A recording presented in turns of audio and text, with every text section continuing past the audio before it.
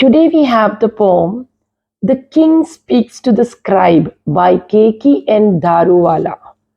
So, in this poem, we are taken back into a single moment in history, into the 3rd century, where the great King Ashoka is speaking to his scribe. It is just a single moment in history, but it speaks volumes and it is brought to life in Daruwalla's poem The King Speaks to the Scribe. It is taken from the collection of poetry, The Keeper of the Dead.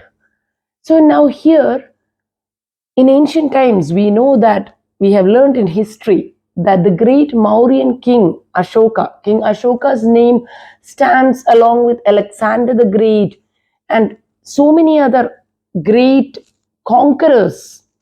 In fact, the Mauryan Empire was at its largest under the rule of King Ashoka. So the story goes that, or history goes that, King Ashoka had conquered the land of Kalinga. And when he went to this battlefield, he saw that the whole battlefield was strewn with human bodies, blood and gore, that the king begins an introspection. He starts looking into himself, into his actions. He tries to derive meaning. And this introspection, this very heavy conversation to the self and to posterity is what he is speaking to his scribe. So let us go into the poem. 3rd century BC. First Kartikeya, there is no pride involved, nor humility. Understand this, I speak of atonement, that is, if blood can ever be wiped away with words. So we see that the king is speaking to his scribe. The scribes were in ancient times people who were very intellectual, very well read, who wrote down treaties, who wrote down the laws that ruled the land. And we know that this was a period long before printing and written word existed. So we have all the great civilizations, whether it was Chinese, Indian, Egyptian. We have the Egyptian scribes who wrote on papyrus, and the Indian scribe who is here writing on stone, on granite and marble. And this was kept so that the laws of the country would be kept intact. So it would be set in stone forever. So here we see that the king is dictating to his scribe, and the scribe's name is Kartikeya. So he tells Kartikeya, first of all, understand there is no pride involved in what I am going to tell you. I am not going to ask you to make myself sound grand. I am not proud of this action that I have done, nor am I going to talk about extreme humility. I don't want to appear so modest in front of people. So he is telling the scribe, you do not need to exaggerate. I do not want you to, make it such that I am reduced to tears, or that I am so modest. No. But I speak of atonement. In fact, the entire poem rests on one single word, that is atonement. We know that the great King Ashoka then went on to embrace Buddhism, and he swore never to kill man or beast. So this is a poem which is the beginning of his journey into a life of asceticism, simplicity, non-violence, ahimsa. So here he says, I speak only of atonement, of repentance. That is, if blood can ever be wiped away. The king does not believe that there is any atonement that he can do for the killings that have already been done. But he says that if anything were possible to take back those actions, to earn repentance, then it is for that I am telling you these words. We will engrave this message on volcanic rock right here, where the earth still reeks of slaughter. 100,000 quoted death, mind you, The battlefield stank such that heaven had to hold a cloth to its nose. I trod this plain dark and gluttonous with gore, my chariot wheels squelching in the bloody mire. So he's here the king says, I have gone all over these plains, these valleys, where the battle has happened, and everywhere I can see dead bodies on the ground. My chariot wheels, the king's chariot wheels are squelching, they're making a sound that is a sucking soft sound because it is plunging into gore and blood and dirt. It has become a glue like texture because of all the blood that has poured out of these human beings who are slain. Nothing stands now between them and destruction, neither moat, nor bridge, nor hut, nor door leaf. No lighted tapers call them to their village. And now it is all reduced to nothingness. These people have died. There is no call, there is nobody to call them back to their villages. There are no tapers, means little shining lamps or lighted candle. There is not even a little candle that is calling these people back to their home. They were people who were supposed to go back to their home, to their wife, their children who were waiting for them, to their families. But no, they have all died. There is no moat, no bridge, no door, nothing which will take them away from death and destruction. It is so final.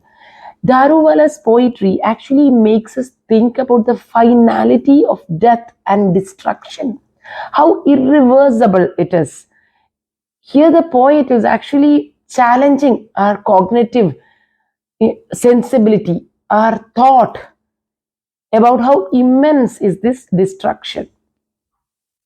It is to them that you will speak, or rather, I will speak through you. So don't enunciate the law of piety, no aphorisms which say that good is difficult and sin easy. Now, in order to make this action, in order to give a possible explanation, I do not want you to make a proverb saying that it's easy to do sin, but to forgive is difficult. Whenever people are in a difficult predicament, they make up proverbs or sayings which are in fact trying to justify their action. Here we need to understand that King Ashoka does not want to justify this action. He sees no reason. He sees no reason or rhyme to that matter.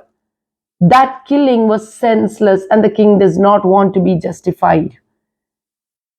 He says, I do not want you to make up a law of piety. I don't want to take that religious or moral upper ground. I do not want to say this is my dharma and that is why I have killed or I have conquered. He can use all these, things or proverbs or sayings in order to defend his action. He could say that being a king and a conqueror, it is my duty to kill, to conquer, to amass and make a huge empire. But King Ashoka does not want any of it. So, and no palaver about 2 peafowl and just 1 antelope roasting in my kitchen instead of an entire hectare as in my father's days. So now he says, and I do not want you also to say that the period of extravagance, extra, spending, all that is over, and now the king is going to be modest. And in his palace or in his kitchen, there is only 1 antelope or 2 peafowl. That's all that is roasting in his kitchen that he has given up. And, telling people that they should be grateful that it is not like how it was in his father's time, where an entire hectare would be sacrificed. A hectare is 100 oxen. So it is said that in ancient wars, after a victory, 100 oxen would be sacrificed in order to appease the gods and also to show the celebration spirit. In order to thank the warriors, the king would order that 100 oxen should be slaughtered. But no, the king does not wish to speak about all these customs. He does not want to tell the people that, that I am not going to waste much, nor is he going to speak about traditions. We need to see what does he wish to convey. What is the message that King Ashoka wants to tell his people? There may be huts where they have nothing to burn on the hearth fires. Spare me the shame. And no taboos, please, forbidding the capooning of roosters or drinking of spirituous liquors, the castration of bulls and rams, and the branding of horses. So listen with care, Kartikeya, and I will tell you what to write. Now the king is listing out all the things that he does not want Kartikeya to interfere with or speak about. He says there are people who will have nothing burning on their hearth. The breadwinners of the family, the fathers, the sons, the husbands are all dead and gone. It is a village merely of women and little children.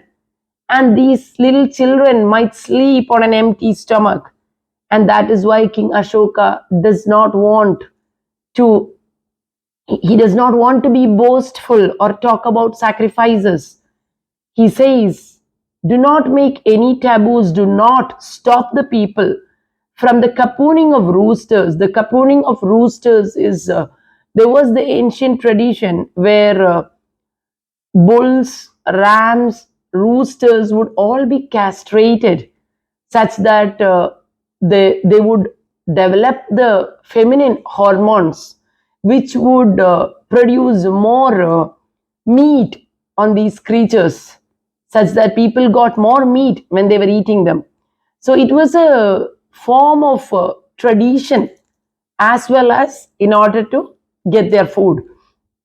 So here King Ashoka says, do not restrict these activities because the culture of a people is what makes them. So to immediately walk into this new place and stop them from their usual activities, that would, take their spirit away. So right now, I do not want you to give them any orders because the king knows that they are already sad. They are suffering. They need to cope with the situation. Drinking of spirituous liquors, you need not forbid it. Right now is the period of mourning, of sadness.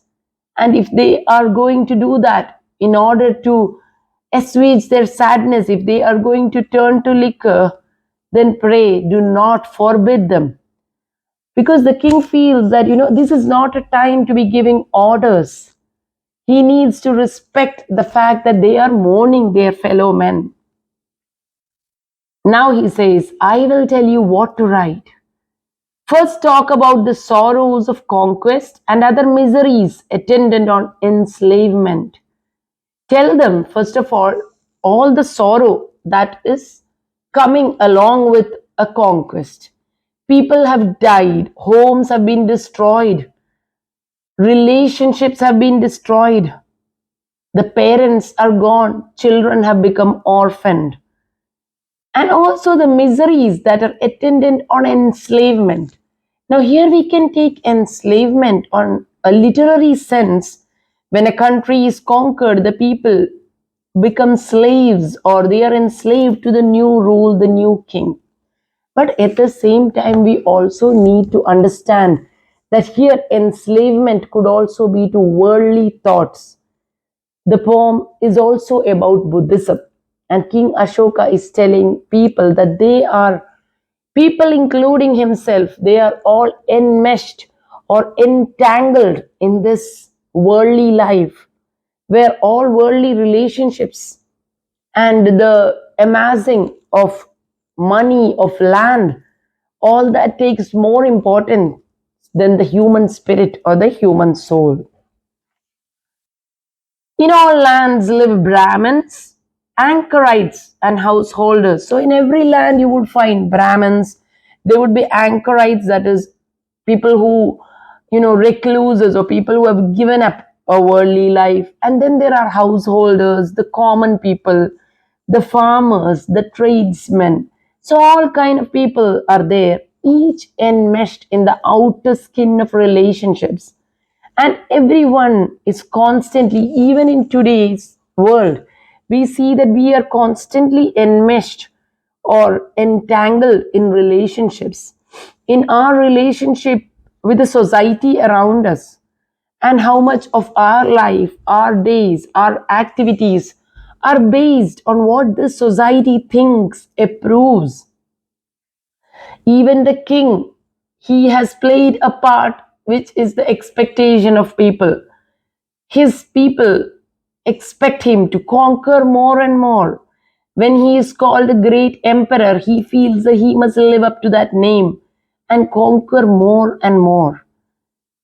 The in the outer skin of relationships, that network of duty and herd impulse through which each charts his particular furrow. So there is a network of duty. We have familial duty, society, social duty, duty towards the king or the rulers of a country, and each person makes his own furrow. Furrow is a trail, a path, a niche, something which lends meaning to a person's life.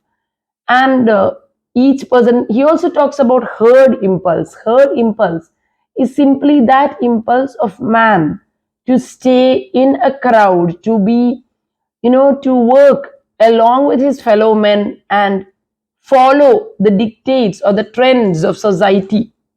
So here too we see that questioning from Daruwalla as to should we have herd impulse, or in a way, when we think of King Ashoka, he's one of the few emperors who have actually tried thinking differently. We hear the stories of so many emperors. They have all conquered and they have gone on conquering till the very last minute, till they have either fallen in battlefield or, died due to natural causes.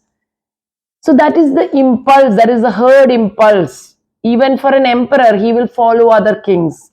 And the normal people of the land, they will follow the traditions and the culture that has been given to them by their forefathers.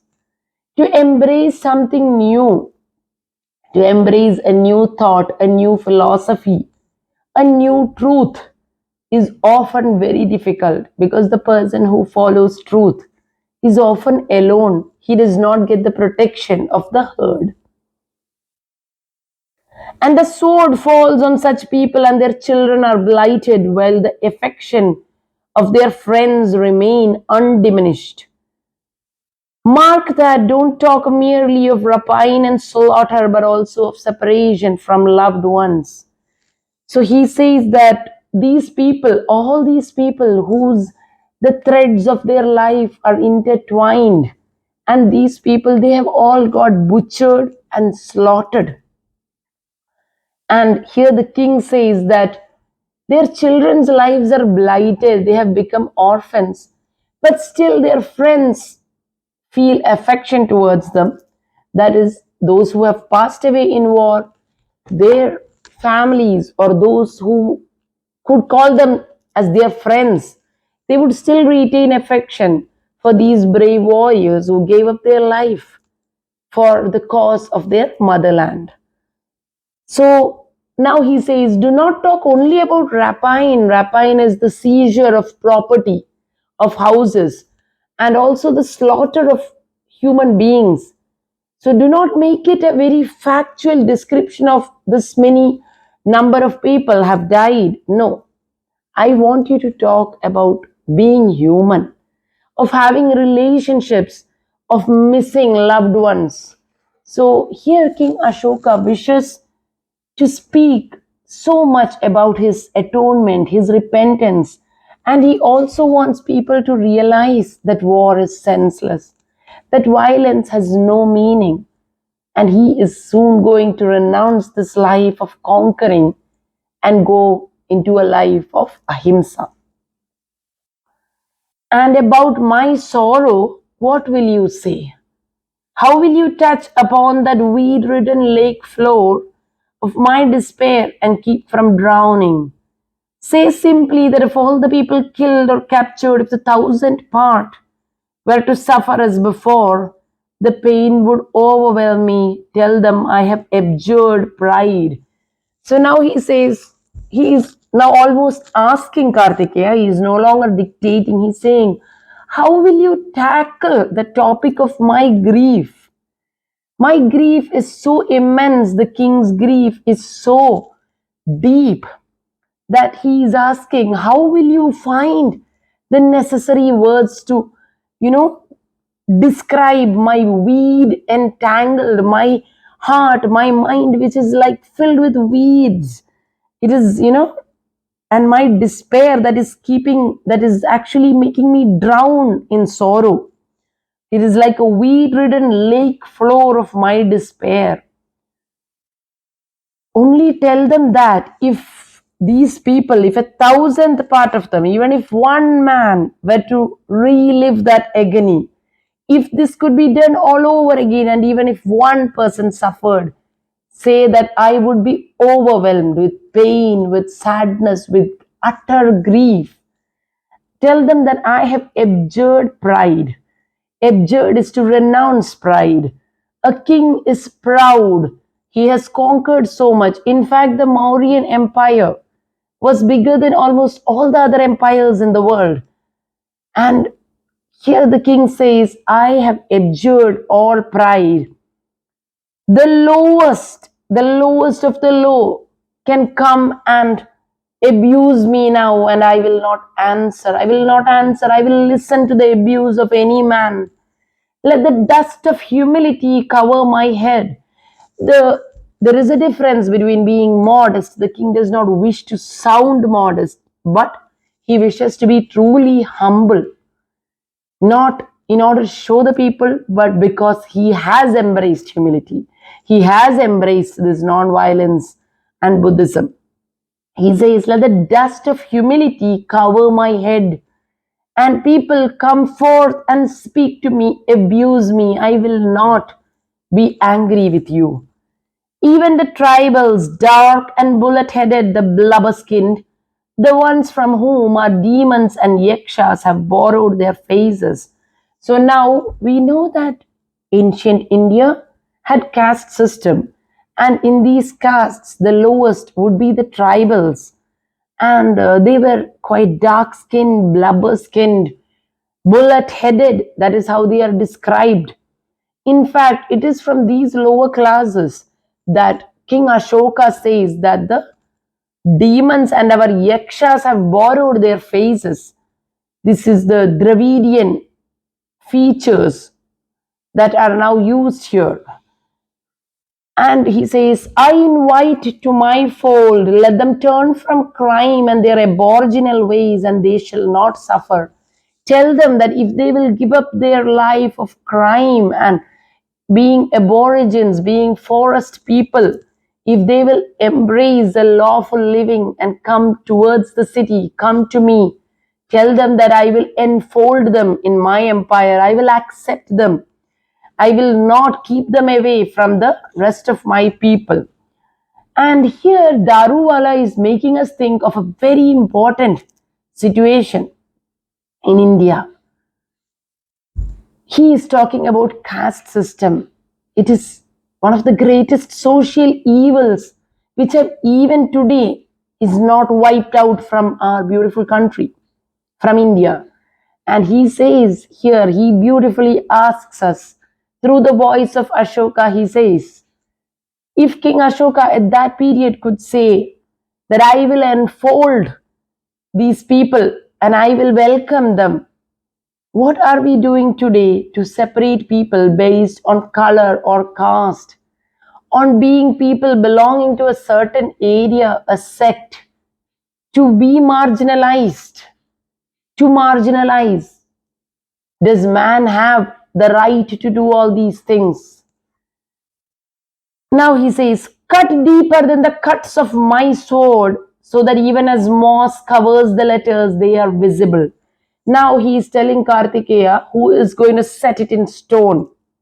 We know that these words will be written for posterity and it will be set in stone. And he says, these cuts that you make on this stone, They must be deeper than the cuts that my sword has made in slaying people. And it should be visible even when moss has grown. It should be there forever, for posterity. Write whatever you chance on. Don't look for a white quartz boulder. White quartz is a precious gemstone. So he says you don't need to wait to get a very valuable gemstone or quartz or marble. No, you can just write it merely on stone. Anything will do. A mass of trap rock or just a stone sheet. Any piece of stone, a trap rock. Trap rock is any piece of any stone that is seen on the ground, any piece of rock that has that it needing to be something uncommon. It could be anything that is found in plenty everywhere. But take that rock and write down what I say. And the language. Now he's going to tell him about the language. He says the language should be very simple, very direct, something that even the forest people can understand. I am not speaking to kings, to Antiocha and Maga or Alika Sudra. He names the kings and he says, I'm not speaking to these kings for whom he is a feudal lord, for whom he is an emperor. This is not an emperor speaking to his kings or his noblemen. This is a king speaking to the most lowest of the common man. And no high-flown language. I do not want you to use high-flown language that is the belonging to the Brahmins or the elite or the cultured and educated. No. It should be language that everybody can understand. Even they must be, I am not here to appease gods, even they must be ignored for a while. And their altar fires turn cold. Men don't have enough fuel to burn their dead. So now he says, we know that in ancient India there have been, the culture is such that a great many yagas and pujas are done in order to please the gods. Especially if there is a celebration, if somebody has won a war, the king would offer so many sacrifices, and ghee and milk and all sorts of food would be placed before temples and deities, and huge prayers and huge fires would be lit. But here King Ashoka says nothing will be done now. Before I appease the gods, there is somebody else that I need to appease. It is the people who do not have the fire to even cremate or burn their dead. So we see the intensity of this moment. Men don't have enough fuel to burn their dead. And this is also to make us think about modern India or the India of Daruwalla's period. Mind you, Kartikeya, between me and them is blood. Now the king says, between me and these people whom I have conquered and all the people of my empire, between them now what stands is the blood of those who have died. Your words will have to reach across to them like a tide of oxen, black oxen, crossing a ford. So your words, Kartikeya, the words that you write today, that you will set in stone, should travel as if a herd of black oxen you have seen in cartoons and movies. And if you ever have been in a village, you would have seen oxen. So a group of oxen, how it would quickly cross over a ford all together in unity. In such a way, my words have to reach the public. My words must reach the common man, and he must realize my remorse, my repentance, that I am going to renounce all that is bloody and sinful. And I will not indulge in killing man or beast ever. So we know that these words have later become the pillars of which modern India now stands upon. The Ashoka Chakra is seen on our flag, and we have imbibed these message of truth, of ahimsa, which is of which King Ashoka has become an embodiment. So Daruwalla is actually making us think we should call him a poet of such incisive intellectual strength and stamina that he is asking all these questions. We even feel that, are we now representing that true India? Now, every poet is made by the socio-cultural circumstances in which he is brought up. Daruwalla was a poet of Parsi background. He lived in independent India. That is the beginning, that age of anxiety and doubt and communal violence. He lived in a very young independent India, an India which was who was merely staggering to her feet, we can say, staggering back from the effects of colonial rule, fighting on one side the remnants of colonial rule, and on the other side, handling communal riots, the differences of castes, the partition. All this was the climate in which Daruwalla grew up. Daruwalla himself was an IPS police officer, and so he saw the dark belly of the government. He knew the underlying, he knew the mob mentality. He had seen it all for himself. He is called an urban poet because he described the urban climate of India, but we cannot to designate only the urban climate would be wrong, because he's written a lot about the landscape of India. He calls himself a landscape artist, and he says that for me, a riot ridden land is a landscape to be described. That too is a part of independent India.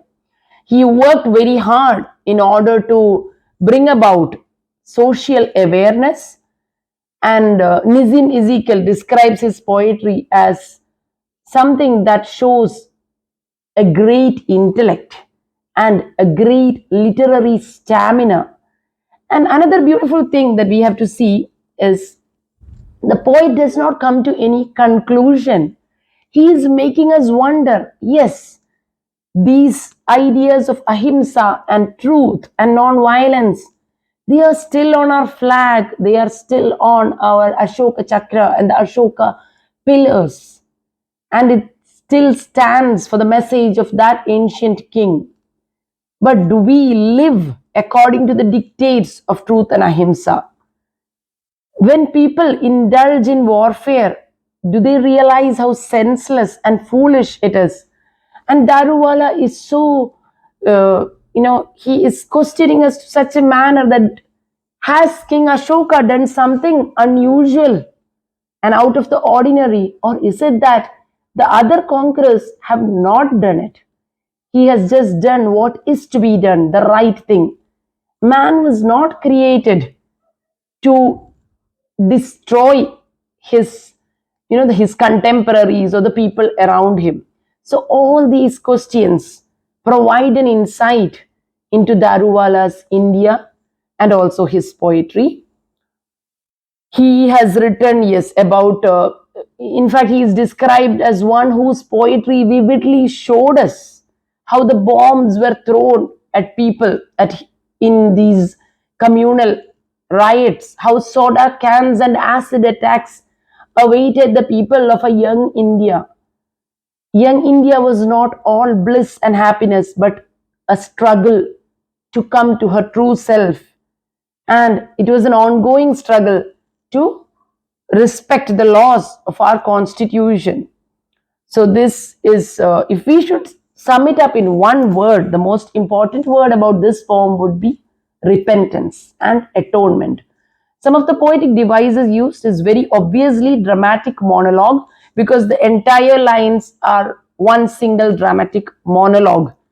They are all the lines of King Ashoka's introspection. There is irony, then